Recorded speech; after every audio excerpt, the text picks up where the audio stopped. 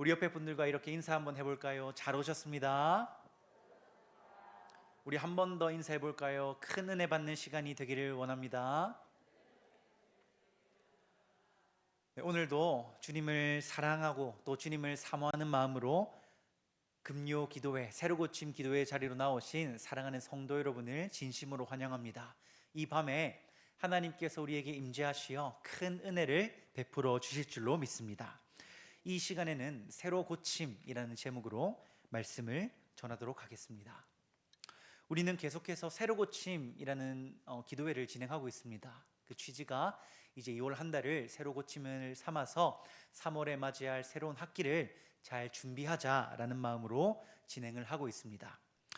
여러분들도 기도회 자리에 잘 참석하셔서 기도를 하고 하나님을 만나심으로 새로운 마음으로 하나님께 나아갈 수 있는 우리 모두가 될 수 있기를 간절히 바랍니다.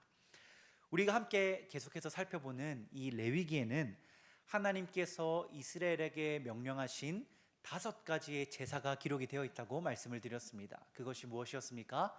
번제와 소제와 화목제와 속죄제와 속건제였습니다. 자, 여러분, 이렇게 5가지의 제사들이 있는데요, 이름부터 복잡한데 각 제사들이요 굉장히 복잡하고 어렵게 느껴집니다. 왜 그런가 하면 이 제사들이 하나하나 나누어져 있지 않고 유기적으로 연결이 다 되기 때문입니다. 예를 들어서 죄를 용서받기 위해 드리는 제사는 무엇일까요? 번제, 소제, 화목제, 속죄제, 속건제 중에 죄를 용서받기 위해 하나님께 드렸던 제사가 무엇일까요? 그렇죠, 속죄제겠죠. 자, 그런데 속죄제뿐만 아니라 번제에도 이런 속죄의 개념이 들어 있습니다. 지난 시간에 다루었듯이 자카르타밈, 흠이 없는 수컷을 제물로 준비를 하고 샤마크야드, 그것에게 안수함으로 그것에게 나의 죄를 전가시킨다.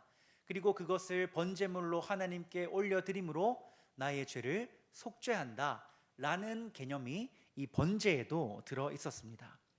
이렇게 이 제사는요 그 의미를 단정적으로 말할 수가 없습니다. 하지만 각 제사들에는 핵심적인 정신이 하나씩 들어 있습니다. 예를 들어서 이 번제는 아까 말씀드렸듯이 속죄의 의미도 가지고 있지만 가장 핵심적인 번제의 개념이 무엇이냐면 하나님과의 교제가 됩니다. 매일 하루에 2번씩 하나님께 번제를 드리면서 매일같이 하나님과의 교제의 자리로 나아가고 그 과정에서 죄의 문제를 해결함으로 하나님과의 교제의 길을 열어가는 것이 번제의 가장 중요한 의미가 되는 겁니다. 그렇다고 했을 때 오늘 우리는 무슨 제사를 다루고자 하냐면 소제를 다루고자 합니다. 이 소제는 어떤 의미가 핵심이 되는 제사냐고 하면 바로 하나님께 드리는 정성이 가장 핵심이 되는 제사입니다. 우리가 레위기 2장을 읽었는데 이것을 자세히 살펴보면 이 소제가 이스라엘 백성들의 어마어마한 수고와 정성을 요구하고 있다는 것을 알 수가 있습니다. 이 시간 함께 소제의 제사를 살펴보므로 우리는 하나님께 정성 어린 제사를 드리고 있는지, 우리의 제사, 우리의 예배를 한번 돌아보는 그런 시간이 될 수 있기를 바랍니다. 우리가 소제의 제사를 생각할 때 가장 기본적으로 곡식을 하나님께 올려드리는 제사다라고 생각하시면 됩니다. 우리 1절 말씀을 함께 읽어보겠습니다. 1절 말씀 소리내 읽어보겠습니다. 시작. 누구든지 소재의 예물을 여호와께 드리려거든 고운 가루로 예물을 삼아 그 위에 기름을 붓고 또 그 위에 유향을 놓아. 아멘. 여러분, 기본적으로 소제를 드리려고 하면요 4가지의 재료가 필요했습니다. 무엇이냐면 첫 번째로는 고운 가루가 필요했고, 두 번째로는 기름이 필요했고, 세 번째로는 유향이 필요했고, 네 번째로는 소금이 필요했습니다. 자, 먼저 고운 가루입니다. 이때 고운 가루는 히브리어로 솔레트라는 단어를 사용하는데 이 솔레트라는 단어는 많은 경우에 밀가루, 이 밀가루를 의미하는 단어로 사용이 됩니다. 요즘이야 이 기계가 발달을 해서 이 밀을 밀가루로 재분하는 것이 크게 어렵지가 않습니다. 자, 그런데 구약 시대에 그런 기술이 발전하지 않았을 때에 이 밀가루를 얻고자 하면 어떻게 했을까요? 처음부터 끝까지 수작업으로 밀가루를 얻어야 했습니다. 먼저는 밀을 수확을 해서 그 밀을 타작마당에 쫙 깔아둡니다. 이 타작마당에 깔아두고 그것을 타작을 하면 어떻게 되냐면 껍질과 이 알맹이가 분리가 되는 겁니다. 자, 그렇게 타작을 해서 껍질을 분리해서 껍질을 다 버리고 이 알맹이만 남깁니다. 그런데 이 알맹이에는 무엇이 있냐면, 여러분 알곡과 가라지 다 들어보셨죠? 알곡도 있지만 쓸 수 없는 쭉정이들, 가라지들도 그 안에 있습니다. 그러면 그것을 어떻게 구분을 하냐면, 이 키질을 하는데 바람이 불 때 이 밀알들을 다 넣고 키질을 하면 쭉정이들은 바람에 날아가고 무게가 있는 알곡들은 그 키에 가라앉게 됩니다. 그렇게 키질을 계속 반복하면 결국에는 쭉정이들은 날아가고 밀알들만 그곳에 남게 되는 겁니다. 자, 그렇다면 이렇게 남은 밀알들을 고운 밀가루로 만들기 위해서는 또 무엇을 해야 될까요? 맷돌에 이 밀알들을 넣고 그것을 갈아주면 됩니다. 그런데 여러분, 한 번 간다고 그것이 고운 가루가 될까요? 그렇지 않죠. 한 번 갈고 그것을 말려서 수분을 날리고 다시 그것을 맷돌에 넣어서 갈고 수분을 날리고, 이런 과정을 몇 번이나 반복을 해야 제사에 사용할 수 있는 고운 가루가 한 움큼 만들어지게 되는 겁니다. 여러분, 이렇게 하나님께 올려드릴 때 사용하는 고운 가루는요, 그것을 얻는 과정에서 이스라엘 백성들의 끊임없는 수고와 정성과 노력이 들어가는 작업이었습니다. 두 번째로 기름도 필요했는데요, 이 기름을 얻는 과정도요 굉장히 복잡했습니다. 여러분, 구약의 제사에는 어떤 기름을 사용했을까요? 참기름을 사용했을까요? 그렇지 않습니다. 구약 시대에 제사를 드릴 때는 올리브 기름을 주로 사용했습니다. 성경에서는 감람나무 열매라고 하는데, 지금 우리가 흔히 먹는 올리브 나무 열매에서 추출한 올리브 기름을 하나님께 드리는 제사로 사용했습니다. 여러분, 이 올리브에서 기름을 추출하는 것도 세 가지의 방법이 있었습니다. 첫 번째는 무엇이냐면, 이 올리브 열매를 잘 가져다가 그것을 깨뜨립니다. 그리고 그것을 나무 틀 안에 넣어두면 거기서부터 기름이 한 방울씩 한 방울씩 천천히 떨어지게 됩니다. 이렇게 한 방울씩 모은 기름이 가장 순결한 기름이 되는데, 이 기름은 어디에 사용했냐면 이 성막 안에 있는 등잔대에 있는 등불을 밝히는 기름으로 사용이 되었습니다. 그렇게 한 방울씩 추출을 하고, 두 번째로는 어떤 방법을 사용하냐면, 그렇게 기름을 짠 올리브 열매들을 한번 이렇게 짜줍니다. 그렇게 되면 거기서 또 기름이 나오겠죠. 이렇게 추출한 기름이 두 번째 기름인데, 이 기름을 이스라엘 백성들이 제사를 드릴 때 사용을 하는 겁니다.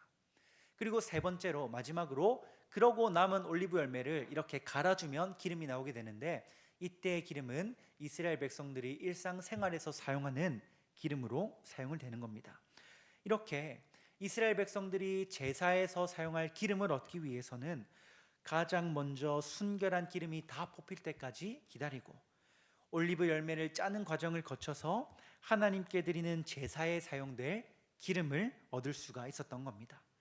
그렇기에 하나님께 드릴 기름을 얻는 과정도 이스라엘 백성들의 시간과 정성과 노력이 필요한 작업이었습니다.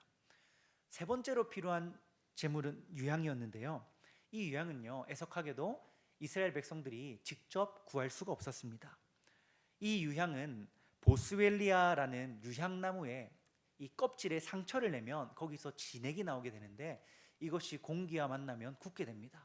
이것이 굳게 되면 향기로운 향기가 나는 유향이 완성이 되는데, 이 유향나무는 주로 아라비아 남부 지역에 분포했기 때문에 이스라엘 백성들이 채취할 수가 없었습니다.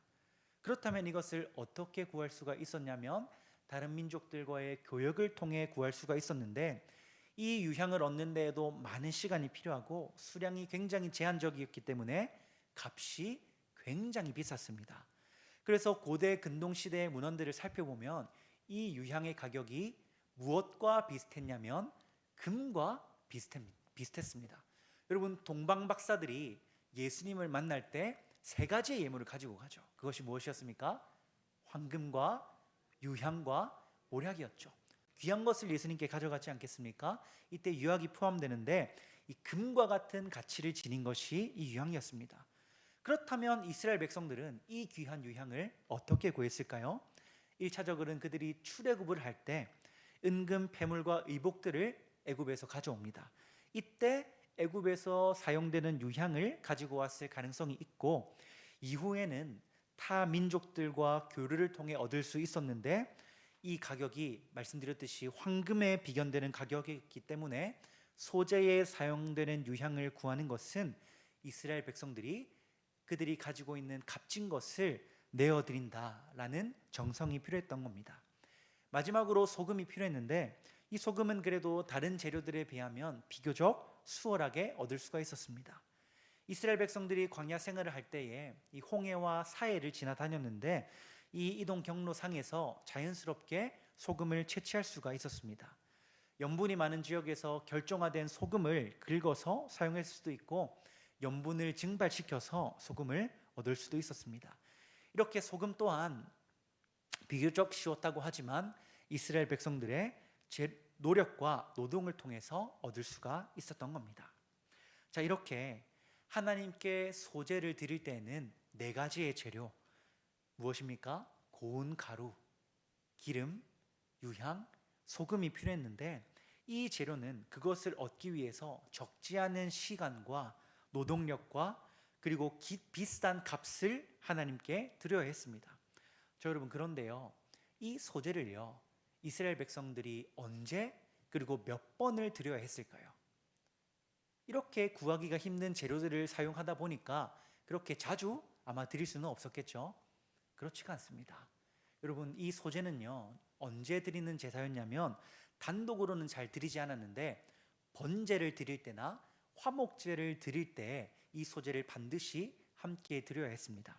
자, 그런데 여러분, 이 번제를 드릴 때 소재를 함께 드려야 했는데 이스라엘 백성들이 기본적으로 번제를 어떻게 드렸냐면 하루에 2번씩 드렸습니다. 이것을 상번제라고 하는데요, 출애굽기 29장 38절에서 41절 말씀 우리 함께 읽어보겠습니다. 시작. 내가 제단 위에 드릴 것은 이러하니라. 매일 어린 양 2마리니 한 어린 양은 아침에 드리고 한 어린 양은 저녁 때에 드릴지며, 한 어린 양에는 고운 가루 에바 10분의 1과 찌어낸 기름 4분의 1흰을 더하고 또 전제로 포도주 4분의 1흰을 더할지며, 한 어린 양은 저녁 때에 드리되 아침과 같이 소제와 전제를 그것과 함께 드려 여호와께 향기로운 냄새가 되게 할지니. 아멘. 여러분, 이스라엘 백성들이요 매일 아침과 저녁에 번제를 드려야 했습니다. 이 말이 무슨 말입니까? 소제는 번제를 드릴 때 같이 드려야 되니까 이 귀한 재료가 들어가는 소제를 이스라엘 백성들이 적어도 하루에 2번씩은 하나님께 올려드려야 했단 말입니다. 그렇다는 건 무슨 말입니까? 하나님께 올려드릴 이 소제의 재료들을요 이스라엘 백성들은 매일매일 준비를 해야 했다는 겁니다. 하나님께 드리는 정성은 한 번으로 끝나는 것이 아니라 매일같이 반복되는 일상 속에 녹아들어야 하는 것이 바로 소제의 정신인 겁니다. 우리 로마서 12장 1절 말씀 한번 읽어보겠습니다. 시작. 그러므로 형제들아, 내가 하나님의 모든 자비하심으로 너희를 권하노니 너희 몸을 하나님이 기뻐하시는 거룩한 산 제물로 드리라. 이는 너희가 드릴 영적 예배니라. 아멘. 이게 무슨 말입니까? 우리의 몸을, 우리의 매일의 삶을 거룩한 산 제물로 하나님께 드려야 한다는 겁니다. 우리의 삶을 하나님께 올려드리는 것, 그것이 우리가 하나님께 올려드릴 제사요 우리가 드릴 영적 예배입니다. 그렇다고 했을 때 우리의 매일의 삶은 어떤 삶이어야겠습니까? 이스라엘 백성들이 매일매일 하나님께 올려드릴 소제의 제물을 준비했던 그 정신처럼 하나님께 드리는 정성이 가득한 삶이 우리의 삶이 되어야 한다는 겁니다.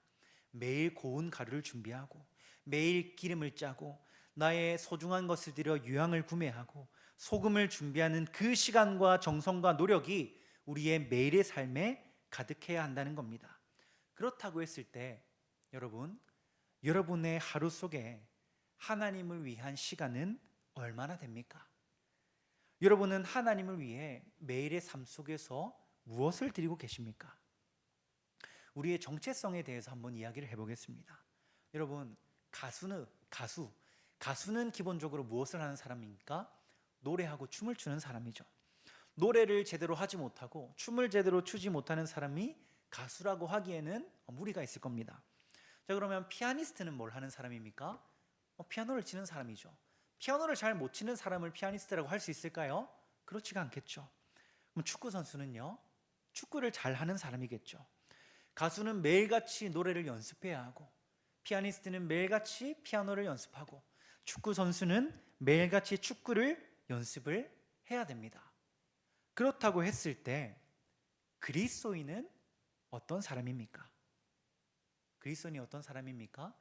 하나님의 말씀을, 하나님의 가르침을 쫓는 사람들이 바로 그리스도인이지 않습니까? 여러분, 영신교회가 2월부터 무엇을 시작했냐면 말씀, 성경 통독을 시작했습니다. 다들 이 노란 표 가지고 계시죠? 여러분, 이 노란 표를 채우고 계십니까? 하나님의 말씀, 성경 말씀을 여러분 매일매일 묵상하고 계십니까? 우리가 왜 성경을 읽어야 될까요? 왜 매일매일 성경을 봐야 되는 걸까요? 이것을 읽어도 내용이 이해가 잘 되지도 않고, 이것을 읽어도 우리의 삶에 도움이 되지도 않는 것 같은데, 우리가 왜 이 성경책을 매일같이 읽으라고 교회에서 계속 권면을 하는 걸까요? 왜냐하면 이것이 우리가 매일 하나님과의 교제의 자리로 나아가는 장이 되기 때문입니다. 매일 하나님과 함께 시간을 보내고 하나님의 뜻을 구하는 그런 시간을 우리가 하루도 빠짐없이 가져야 하는 그리스도인이기 때문입니다. 매일 성령을 읽는다는 건요, 매일 하나님과 교제의 시간을 가진다는 의미입니다. 여러분, 이 하루에 24시간 중에 잠깐이라도 하나님께 나의 시간을 내어드리지 않는 사람을 그리스도인이라고 말을 할 수가 있겠습니까? 너무 부끄러운 거 아닙니까? 하나님께 드릴 최소한의 시간도 정성도 드리지 않는 사람을 과연 하나님이 기뻐하실까요?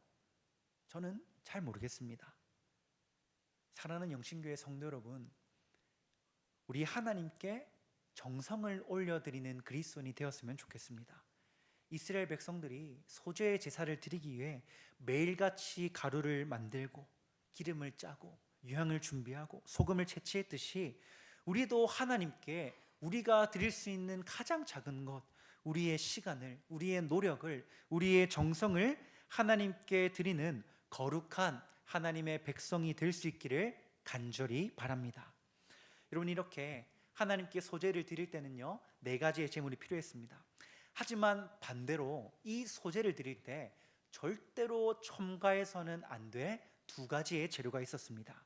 우리 11절 말씀 함께 읽어보겠습니다. 시작. 너희가 여호와께 드리는 모든 소제물에는 누룩을 넣지 말지니 너희가 누룩이나 꿀을 여호와께 화제로 드려 사르지 못할지니라. 아멘. 하나님은 이스라엘 백성들에게 소제를 드릴 때 2가지는 절대로 넣지 마라 라고 말씀을 하셨는데, 그것이 무엇이냐면 누룩과 꿀이었습니다. 이 누룩과 꿀이 도대체 무슨 의미를 가지길래 절대로 제사에 놓지 마라 라고 말씀을 하신 걸까요? 이 성경을 연구하는 주석가들은 누룩과 꿀이 고운 가루, 이 밀가루를 변화시키는 성질을 가지고 있기 때문에 하나님께서 누룩과 꿀을 금지하신 것이다 라고 설명을 합니다. 여러분, 보통 빵을 만들 때 이 밀가루 반죽에 누룩을 넣으면, 그리고 넣어서 발효를 시키면 어떻게 될까요? 이 반죽이 부풀어 오르게 되겠죠. 그리고 여러분, 꿀을 넣으면 어떻게 되겠습니까? 맛이 단맛으로 변하게 되는 겁니다.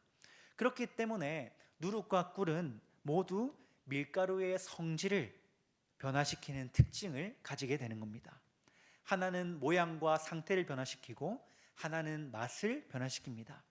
그렇다고 했을 때 이 누룩과 꿀을 금지하는 규정은 어떤 의미를 가지게 되는 것이냐면, 하나님께 드리는 제사, 하나님께 드리는 예배의 본질이 결코 변해서는 안 된다라는 의미를 가지게 되는 겁니다.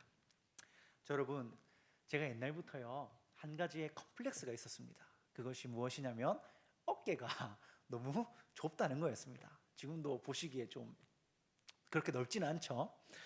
제가 대학 들어갈 때 사진을 보면요, 이 어깨가 정말 말도 안 되게 좁습니다.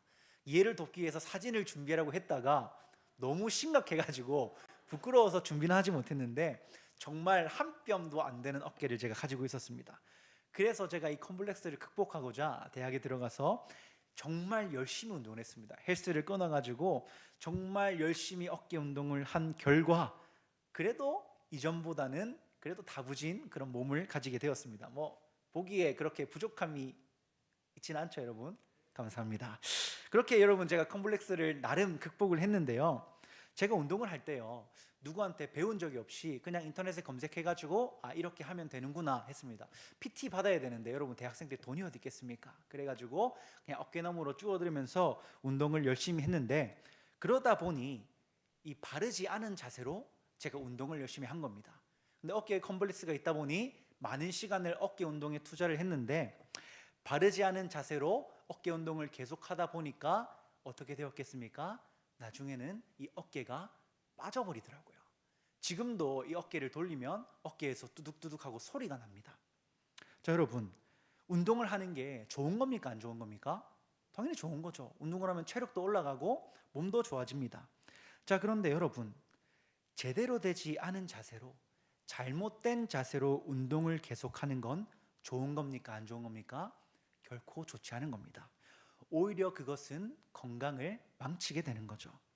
이와 마찬가지로 아무리 하나님께 올려드리는 제사라고 할지라도, 아무리 하나님께 올려드리는 예배를 할지라도 바르지 못한 방법으로 제사를 드리고 예배를 드리면 도리어 하나님의 책망을 받게 되는 그런 결과로 이어질 수가 있는 겁니다.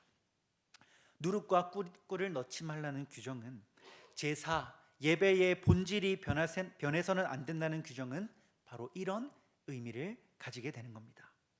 예수님도 이런 부분을 지적을 하시는데요, 우리 누가복음 12장 1절의 하반절 말씀을 함께 읽어보겠습니다. 시작. 예수께서 먼저 제자들에게 말씀하여 이르시되 바리새인들의 누룩 곧 외식을 주의하라. 여러분, 예수님께서 뭐라고 말씀하고 계십니까? 바리새인들의 누룩을 주의하라 라고 말씀하고 계십니다. 이 구절은요, 우리가 함께 살펴본 이 제사의 규정과 연결이 되는 그런 구절이 되겠죠. 왜 바리새인들의 누룩을 주의하라고 말씀하십니까? 예배의 본질, 제사의 본질이 가장 훼손된 대표적인 예시가 이 바리새인들의 제사와 예배였기 때문입니다. 여러분, 이 바리새인들이요 경건하지 않았을까요? 결코 그렇지 않습니다. 그들은요 누구보다 경건한 사람들이었습니다. 누구보다 율법에 대해서 잘 알고 있었고, 누구보다 정결한 삶을 살기 위해 노력했고, 누구보다 제사를 제대로 지내기 위해서 노력한 사람들이었습니다. 그런데 예수님이 보시기에 그들이 드리는 제사는 어떤 제사였냐면 누룩과 꿀이 가득한 제사였던 겁니다. 완전히 본질이 훼손되어 버린, 하나님이 기뻐하지 않으시는 제사를 그들이 드리고 있었던 겁니다. 여러분, 우리 기독교 신앙의 가장 핵심적인 가치가 무엇일까요? 믿음, 소망, 사랑, 이 세 가지가 항상 있을진데 그 중에 제일이 무엇이라고 하십니까? 사랑이라고 하시죠. 기독교 가치의 가장 핵심되는 가치는 바로 사랑입니다. 기독교 신앙을 가장 명료하게 요약을 하려고 한다면 하나님 사랑, 이웃 사랑이 되는 겁니다. 바리새인들은 분명히 종교적인 열심을 가지고 있었습니다. 율법에 통달한 자들이었고 정결을 철저히 지킨 사람들이었습니다. 하지만 그들에게 빠진 것이 있었으니 그것이 무엇이었냐면 바로 하나님에 대한 사랑, 이웃에 대한 사랑이었습니다. 요한복음 5장 42절에서 예수님이 이렇게 말씀하십니다. 다만 하나님을 사랑하는 것이 너희 속에 없음을 알았노라. 여러분, 바리새인들은 누룩과 꿀이 가득한 제사를 하나님께 올려드린 겁니다. 하나님을 사랑하고 이웃을 사랑하라는 이 예배의 본질이 훼손된, 하나님에 대한 사랑을 찾아볼 수 없고 자기의 의를 위한, 자기의 만족을 위한 그런 제사, 누룩과 꿀이 들어간 제사를 이 바리새인들이 드리고 있었던 겁니다. 그리고 한 가지 더, 성경은 누룩과 꿀이 들어간 제사의 모습, 하나님이 기뻐하지 않으시는 제사의 모습을 한 가지 더 우리에게 보여주게 됩니다. 여러분, 오늘 우리가 함께 살펴본 소제, 이 소제의 히브리어 단어는 민하라는 단어를 사용합니다. 이 민하라는 단어는 여러 번 사용되는데, 여러분, 소제의 가장 중요한 의미가 뭐라고 말씀드렸습니까? 하나님께 올려드리는 정성이라고 말씀드렸죠. 그렇다고 했을 때 이 민하라는 단어가 성경에 가장 처음 먼저 사용된 것이 어디냐면 창세기 4장입니다. 우리 창세기 4장 3절에서 5절 말씀을 함께 읽어보겠습니다. 시작. 세월이 지난 후에 가인은 땅의 소산으로 제물을 삼아 여호와께 드렸고 아벨은 자기도 양의 첫 새끼와 그 기름으로 드렸더니 여호와께서 아벨과 그의 제물은 받으셨으나 가인과 그의 제물은 받지 아니하신지라. 가인이 몹시 분하여 안색이 변하니. 아멘. 여러분, 이 민하, 이 소제를 의미하는 민하라는 단어는 가인과 아벨이 하나님께 드린 제물, 이 제물을 나타내는 단어로 사용이 됩니다. 하나님께 자신이 키운 양을 드린 아벨의 제사를 하나님은 받으셨습니다. 하지만 땅의 소산인 곡식을 하나님께 드린 가인의 제사를 하나님께서는 받지 않으셨죠. 여러분, 하나님이 왜 아벨의 제사는 받으시고 가인의 제사는 받지 않으셨을까요? 하나님이 고기를 좋아하셔서 양을 바친 아벨의 제사는 받으시고 곡식을 바친 가인의 제사는 받지 않으신 걸까요? 당연히 그렇지 않겠죠. 그 이유가 히브리서 11장 4절 그리고 6절에 기록이 되어 있습니다. 함께 읽어보겠습니다. 시작. 믿음으로 아벨은 가인보다 더 나은 제사를 하나님께 드림으로 의로운 자라 하시는 증거를 얻었으니 하나님이 그 예물에 대하여 증언하심이라. 그가 죽었으나 그 믿음으로써 지금도 말하느니라. 6절 말씀 읽어보겠습니다. 시작. 믿음이 없이는 하나님을 기쁘시게 하지 못하나니 하나님께 나아가는 자는 반드시 그가 계신 것과 또한 그가 자기를 찾는 자들에게 상 주시는 이심을 믿어야 할지니라. 아멘. 여러분, 이 두 구절로 미루어 보았을 때 하나님께서 아벨의 제사만을 취하신 이유는 아벨이 믿음의 제사를 드렸기 때문입니다. 아벨이 하나님께 드린 제사, 아벨이 하나님께 드린 민하, 이 민하는 어떤 것이었겠습니까? 우리가 살펴본 대로 하나님께 드리는 정성이 가득한 그런 제사였던 겁니다. 하나님에 대한 믿음을 가지고 예배의 본질을 생각하며 정성스럽게 제사를 준비했기 때문에 하나님은 아벨의 제사를 기쁨으로 받으신 겁니다. 이에 반해 가벨의 민하는 어떤 민하였겠습니까? 믿음이 부재한 제사, 하나님이 기뻐 받지 않으시는 제사, 누룩과 꿀이 섞인 제사를 하나님께 드렸기 때문에 하나님께서는 가인의 제사는 기뻐 받지 않으셨다고 성경이 말을 하고 있는 겁니다. 여러분, 저는 이 내용들을 묵상을 하면서요, 특별히 바리새인들의 예배 그리고 가인의 예배를 묵상하면서 제 예배 생활을 한번 돌아봤습니다. 나의 예배가 이 바리새인들의 예배, 가인의 예배와 다를 바가 없지는 않은가 하는 생각이 계속해서 드는 겁니다. 저는 목사이기 때문에 습관적으로 예배를 준비합니다. 그러다 보니 어떻게 됐냐면 예배를 정말로 뜨겁게 사모하는 마음이 점점 제 마음속에서 사라지고 있는 모습을 발견을 하게 된 겁니다. 지난주에 담임 목사님께서 영화를 보여주셔가지고 신의 악단 영화를 봤는데, 이 북한 사람들이 하나님께 예배드릴 수 없는 상황 가운데서 성경 말씀을 그 등불 아래에서 읽으며 기뻐하는 그 모습을 보는데 계속 눈물이 나는 거예요. 이 말씀을 묵상하면서 그 영화를 보니까 내가 정말로 감동이 없는 예배, 정성이 없는 예배, 하나님이 보시기에 기뻐하지 않으실 예배를 드리고 있었던 건 아닌가? 내 예배가 저렇게 뜨거운가? 내 예배 가운데 정말로 하나님을 사랑하는 사랑이 가득한가 하는 생각이 드는 겁니다. 사랑하는 성도 여러분, 여러분은 오늘 어떤 마음으로 이 자리로 나오셨습니까? 또 여러분은 어떤 마음으로 주일 예배의 자리에 나아가십니까? 지금 우리가 드리고 있는 이 예배는 우리의 마음에 하나님에 대한 사랑이 가득한 예배입니까? 하나님의 말씀을 정말로 사모하고 그 말씀이 내 생명보다 소중하다는 그런 하나님에 대한 철저한 신뢰와 하나님에 대한 철저한 믿음과 하나님에 대한 철저한 사랑이 여러분 가운데 있으십니까? 만약에 그것이 없다면 그 예배는 어떤 예배가 되는 것이냐 하면 누룩과 꿀이 가득한 예배, 하나님께서 기뻐하지 않으시는 예배가 되지 않겠습니까? 습관적으로 아무런 기대 없이 내가 직분을 받았으니까, 그래도 내가 남들에게 모범돼야 되니까 이렇게 나오는 예배, 과연 그런 예배가 하나님께서 얼마나 기뻐 받으시는 예배일까요?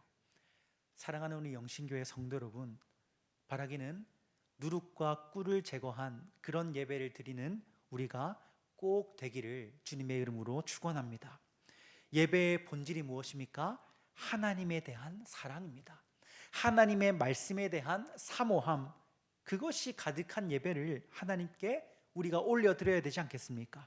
그런 예배야말로 어떤 예배냐면 오늘 본문이 말하고 있는 누룩과 꿀이 제거된 예배, 본질 그 자체의 예배가 되는 겁니다. 사랑하는 성도 여러분, 그런 예배를 우리가 하나님께 드릴 때 하나님께서 그 예배를 기뻐 받으실 줄로 믿습니다. 그런 예배를 하나님께 드림으로 하나님 앞에 당당하게 나올 수 있는 여러분이 될 수 있기를 바랍니다. 자, 그렇다고 할 때 우리가 어떻게 이미 하나님에 대한 정성 어린 제사를 드릴 수가 있겠습니까? 여러분, 사실은요, 우리는 하나님이 보시기에 완전히 만족스러운 예배를 드릴 수가 없습니다. 우리의 삶도요, 하나님이 보시기에 완전히 만족스러운 삶을 살 수가 없습니다. 왜 그렇습니까? 우리 안에 자리 잡고 있는 죄악된 본성이 끊임없이 우리를 유혹하기 때문입니다. 하나님이 아니라 세상으로 나아가도록, 하나님과 교제하는 시간이 아니라 세상과 교제하는 시간으로 우리를 끊임없이 끌어당기기 때문입니다. 매일 성경을 보는 것이 바람직하다는 것 모르는 사람 아무도 없습니다. 하지만 쉽지가 않죠. 왜요? 그 시간에 하고 싶은 것들, 해야 할 것들이 너무나도 많기 때문입니다. 예배의 자리로 나아가는 것, 하나님의 말씀을 사모해야 한다는 것, 그것을 모르는 사람은 없습니다. 하지만 세상에서의 고단함이, 내가 더 가치 있다고 생각하는 일이 하나님께로 나아가는 나를 계속해서 잡아당기는 겁니다. 그렇기 때문에 우리는 결코 하나님께 완전한 예배를, 제사를, 정성을 올려드릴 수가 없는 사람들입니다. 하지만 사랑하는 성도 여러분, 너무나도 감사하게도 그런 우리의 부족함과 연약함을 아시고 이 문제를 하나님께서 완전히 해결해 주셨습니다. 우리는 온전한 민하를 하나님께 드릴 수는 없지만 우리를 대신해서 온전한 민하를 하나님께 드린 분이 계십니다. 그분이 누구십니까? 바로 예수 그리스도가 되시는 겁니다. 보통 번제, 화목제, 속죄제는 어떤 것과 연결되냐면 예수 그리스도의 십자가 죽음과 연결이 됩니다. 그런데 이 소제는 주로 신학적으로 무엇과 연결이 되냐면 예수 그리스도의 삶과 연결이 됩니다. 여러분, 예수 그리스도의 삶은요, 그 자체로 온전한 민하, 그 자체가 되는 삶입니다. 예수님의 삶을 우리가 살펴보면 하나님에 대한 온전한 헌신과 하나님에 대한 온전한 사랑과 하나님에 대한 온전한 정성으로 가득한 것을 우리가 볼 수가 있습니다. 심지어는 자신의 목숨을 내어드리기까지 하나님께 헌신한 삶을 살아가신 것이 바로 예수 그리스도의 삶입니다. 그렇기 때문에 예수님은 자기의 삶을 통째로 하나님께 소제의 제물로 올려드린 겁니다. 그렇게 예수 그리스도께서 우리를 대신하여 그분의 삶 전체를 소제의 제물로 올려드렸기에, 그렇게 소제를 완성해 주셨기에 우리는 부족하지만, 우리는 온전한 것을 하나님께 드릴 수는 없지만 예수 그리스도를 힘입어서 하나님께 나아갈 수가 있게 되는 겁니다. 우리가 할 수 있는 것은 없지만 우리가 할 수 있는 만큼 예수 그리스도의 삶을 따라 걸어감으로 하나님께 우리의 민하를 드릴 수가 있게 되는 겁니다. 사랑하는 우리 영신교회 성도 여러분, 마지막으로 여러분들에게 권면을 하면서 말씀을 마무리하고자 합니다. 굉장히 어려운 것들을 여러분들에게 권면할 겁니다. 하지만 여러분들 이것들을 반드시 지키시기를 바랍니다. 두 가지를 권면 드릴 건데 여러분 일단 말하기 전에 지키신다고 한번 약속해 주십시오. 지키실 거죠? 제가 지켜볼 겁니다. 여러분, 지금 우리는 2월에 들어서 새로 고침이라는 주제로 금요기도회를 계속 진행하고 있습니다. 우리가 무엇을 새로 고침해야 합니까? 하나님을 대하는 자세, 하나님께 드리는 예배, 하나님 앞에서 살아가고 있는 우리의 삶의 모습을 새로 고쳐야 됩니다. 우리는 오늘 소재에 대해서 함께 살펴보았습니다. 소재의 가장 중요한 핵심이 무엇이라 했습니까? 하나님에 대한 정성이라고 말씀을 드렸죠.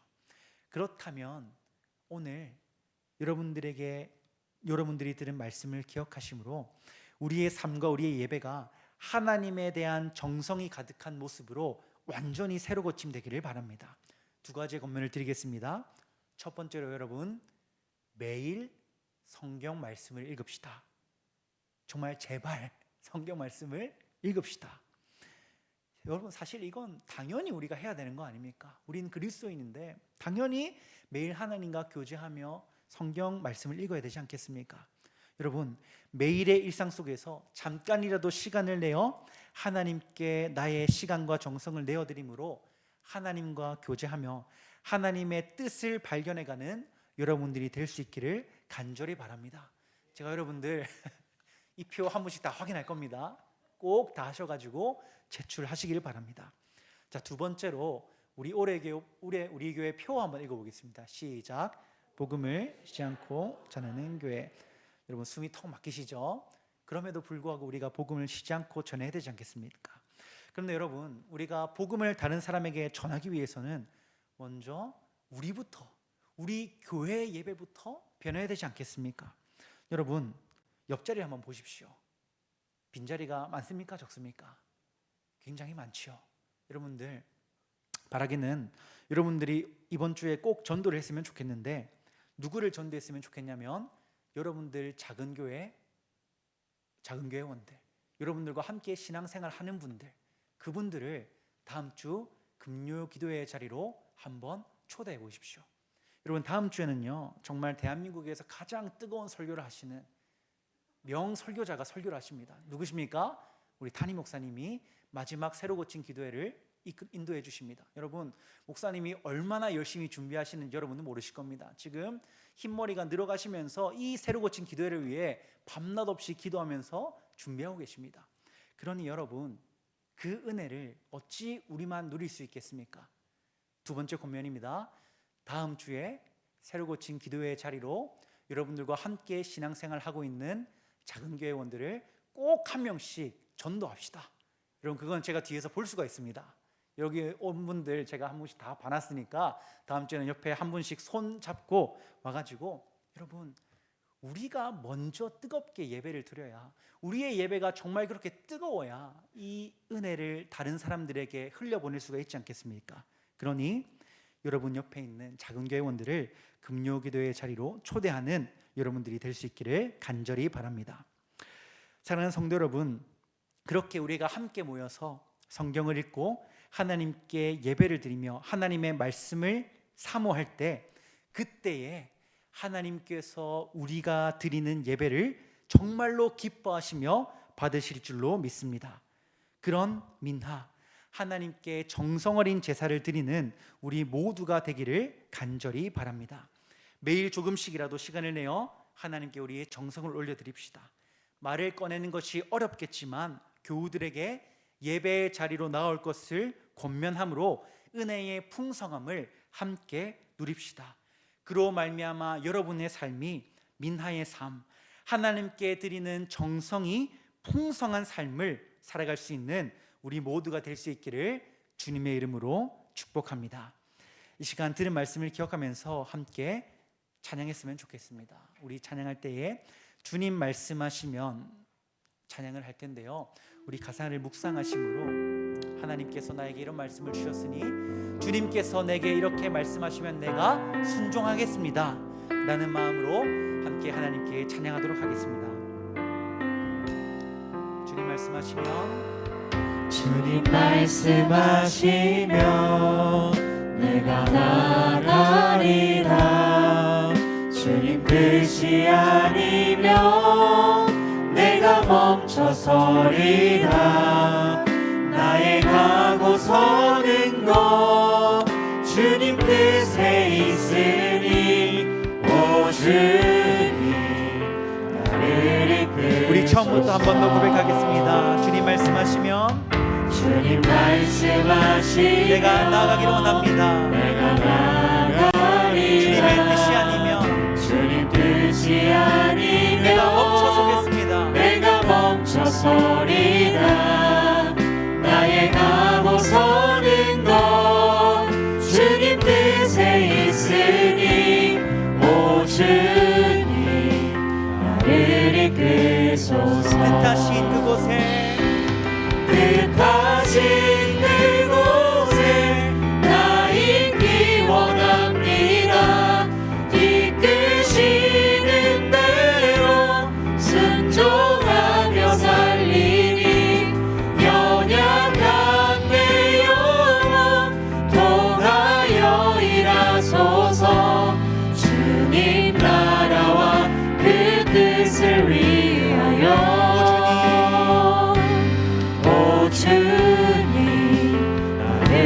우리 처음부터 한 번 더 고백하겠습니다. 주님 말씀하시면 주님 말씀하시면 내가 나가리라. 주님 뜻이 아니면 내가 멈춰서리라. 나의 가고 서는 것 주님 뜻에 있으니 오 주님 나를 이끌소서. 뜻하신 그곳에 뜻하신 그곳에 나 있기 원합니다. 이끄시는 대로 순종하며 살리니 연약한 내 영혼 통하여 일하소서. 주님 나라와 그 뜻을 위하여 뜻하신 그곳에 나 있기 원합니다. 이끄시는 대로 순종하며 살리니 연약한 내 영혼 통하여 일하소서. 주님 나라와 우리 마음을 다해 한 번 더 찬양하기를 원합니다. 뜻하신 그곳에 뜻하신 그곳에 나 있기 원합니다. 이끄시는 대로 순종하며 살리니 연약한 내 영혼 통하여 일하소서. 주님 나라와 그 우리 마지막으로 마음을 다해 찬양하겠습니다. 뜻하신 그곳에 뜻하신 그곳에 나 있기 원합니다. 이끄시는 대로 순종하며 살리니 연약한 내 영혼 통하여 일하소서. 주님 나라와 그 뜻을 위하여 오 주님 나를 이끌소서. 여러분 이 시간 우리가 뜨겁게 함께 하나님께 기도하기를 원합니다. 우리가 입을 열어 하나님께 기도할 때